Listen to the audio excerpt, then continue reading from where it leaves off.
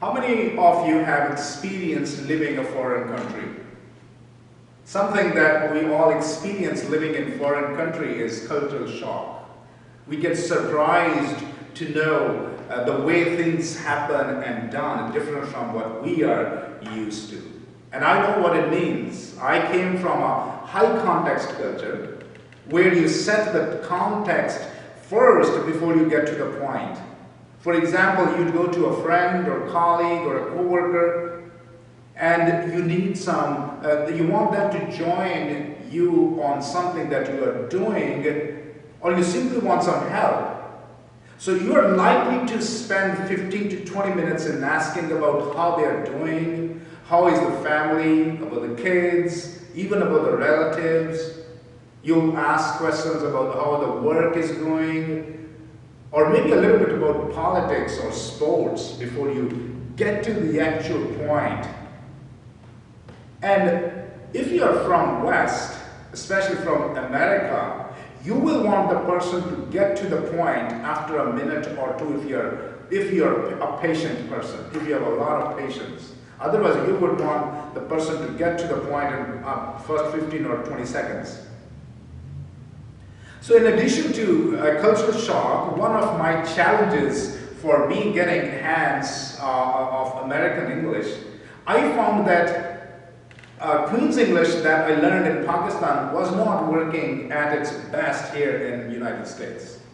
I had to make a lot of changes in my vocabulary. For example, I don't say petrol anymore, but gas. I learned to say mile instead of kilometer.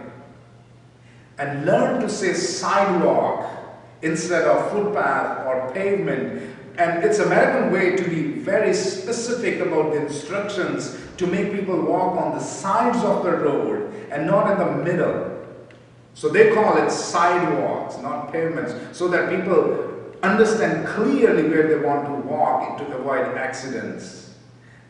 So after living for about 8 years in metropolitan area in Northern Virginia, when I felt like I just started getting American English, I moved to live in Blackstone.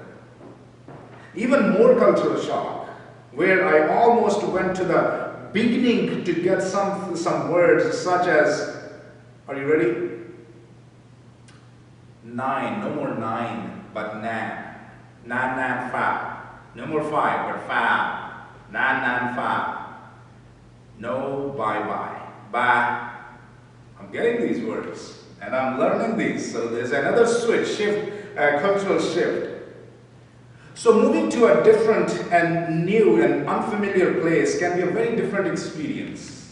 Understanding and learning culture and customs of a new land sometimes can be very frustrating and annoying. Communication can be misinterpreted. Others hear and understand you quite to the opposite what you actually meant. Body language can be very misleading. Even making eye contacts can be different in different culture, can have different meanings in different culture. So you don't have to go to a foreign country to experience a cultural shock. A new workspace can bring a different culture to you, can introduce you to a new culture.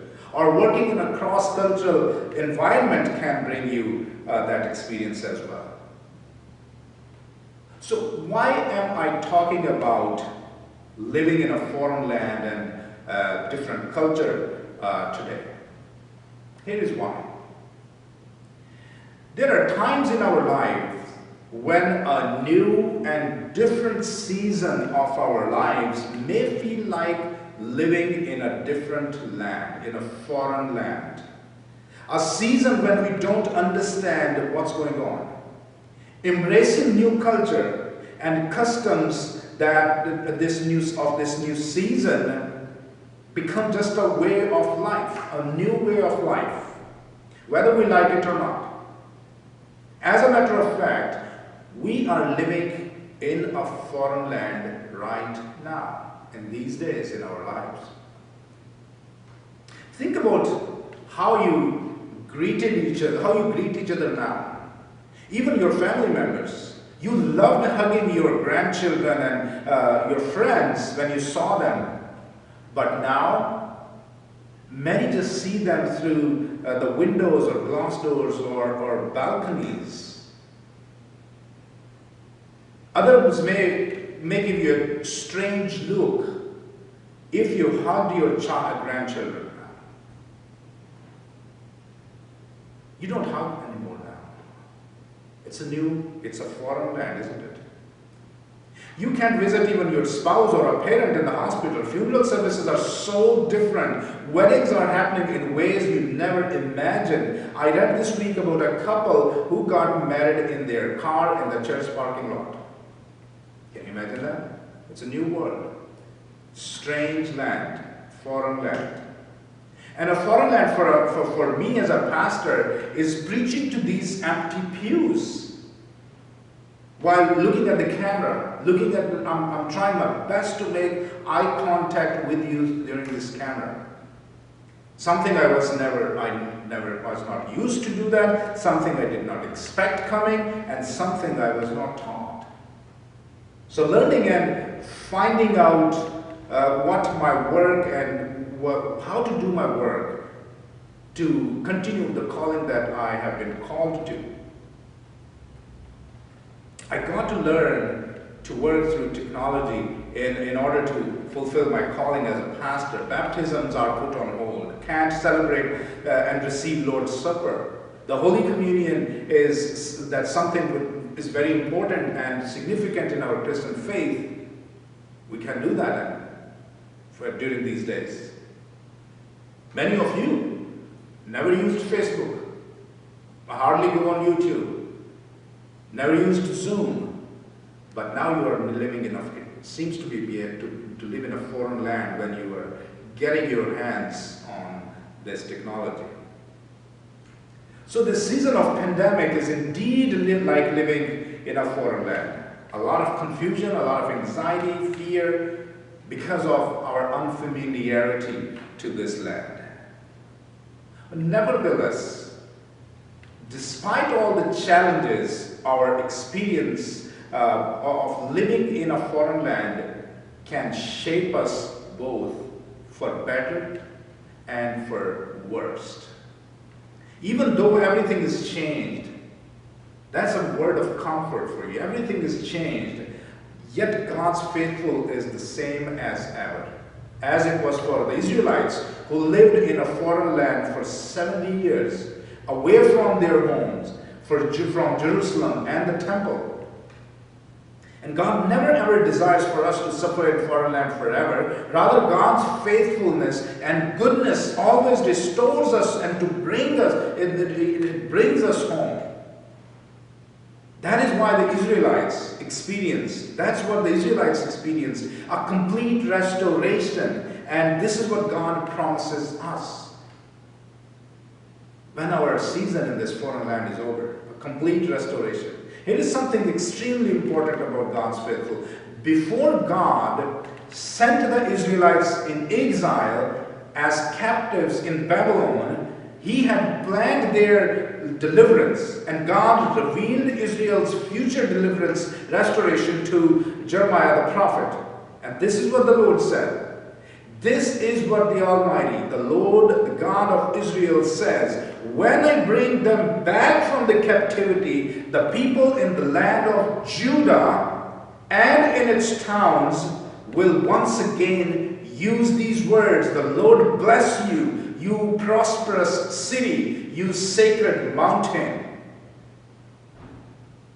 The Israelites had forgotten the Lord theirs as their God, who had brought them out of Egypt, and they were worshipping foreign gods like Baal. And God knew that in exile, the Israelites would repent and emerge as a new people when they returned to Jerusalem after 70 years. People would again worship God, ask God's blessing on the city of Jerusalem and apparently its temple. The words of blessing assumes that the city and the temple will have been restored and worship returned to its normal rhythms.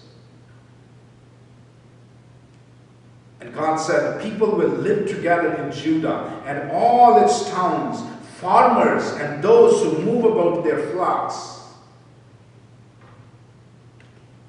Israel will no more be separated people, will live in two separated kingdoms, but they will live together in unity. Farmers and shepherds often were at odds with each other, with one another. Explicit mention of them living together foreshadows the future unity that God is speaking about. It will be living in a foreign land, scattered and separated from their families and tribes, that will teach the Israelites the blessing and importance of togetherness that they once took for granted. Haven't we, like Israelites, already recognized the importance of togetherness with others? Many regret taking worship service and fellowship opportunities or family gatherings or reunions for granted. But during this time of social distancing, they have learned and recognized the importance of these. And many who did not think they needed a community now crave for it, crave for that. And the Israelites, they had a bit of similar emotions and feelings in the foreign land when they remembered Jerusalem and the temple. Hear these words of psalmist expressing Israelites' emotions, what they were feeling about what they were missing. Hear these words from Psalm 137. By the rivers of Babylon, there we sat down and wept when we remembered Zion. Zion is another word for Jerusalem. We hung our harps, for there our captors demanded of us songs, as our tormentors myth, saying, sing us one of the songs of Zion. How can we sing the Lord's song in a foreign land? If I forget you, Jerusalem, may my right hand forget her skill. May my tongue cling to the roof of my mouth, if I do not remember you, if I do not exalt Jerusalem. The fact is, what made them suffer in this foreign land was that they had forgotten Jerusalem and refused to go to the temple for worship because they had become so busy. They had become too busy in pursuing the desires of their own hearts. And God used the enemy to draw his people back. God says when his people will return, he will refresh the weary and satisfy the faint. Friends, God had planned to refresh the weary Israel when they come back from captivity. And what that look like? What would that look like?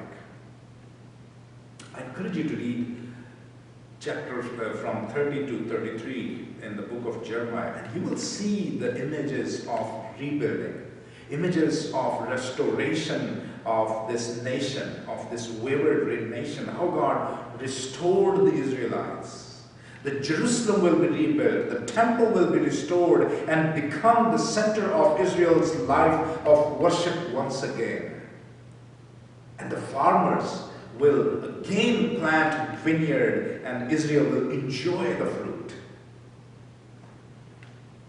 And restoration of wayward and disobedient Israel points us to God's faithfulness and his love for Israelites that will recreate Israel.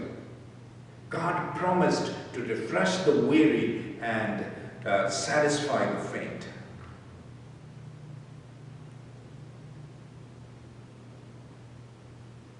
Now, Why should Israel trust in God's promise for restoration? Why should they trust God's promise? Because Israelites know that God has been faithful to them and their fathers, Abraham and Isaac and Jacob, throughout the history. They knew God's promise with Abraham and keeping of that promise. They knew how God had delivered them from enemies and made them a great nation as he had promised. So Israel had no question about God's faithfulness and promises, and know that God will keep his promise no matter what, and God will restore them. And God did restore them, Jerusalem and the temple. Now my question to you is, have you ever experienced God's faithfulness?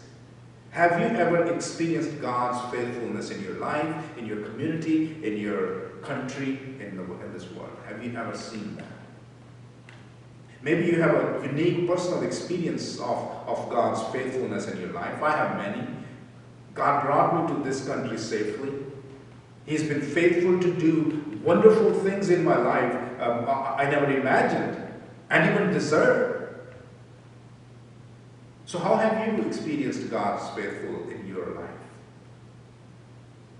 And greatest example of God's faithfulness is giving his one and only Son, Jesus Christ, for us.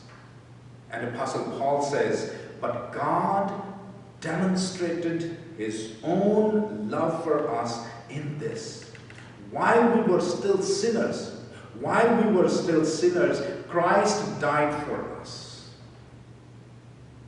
Friends, God was faithful to Israel and had planned restoration even before sending the Israelites into exile. God's faithful has not changed. He has a plan. He has a plan to deliver us. He will not leave us in this foreign land forever, but bring us back home. And Prophet Jeremiah believed God's restoration.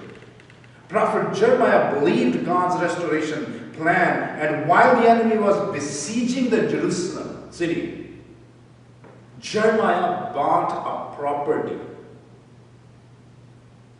and it was a sign that God would rebuild and restore the city again. God's faithfulness has not changed. Our God is same yesterday, it was same yesterday, he is same today, and he will be same forever. Here is the word of hope for you from the Apostle Paul as he offers. And the God of all grace, who called you to his eternal glory in Christ, after you have suffered a little while, will himself restore you and make you strong, firm, and steadfast.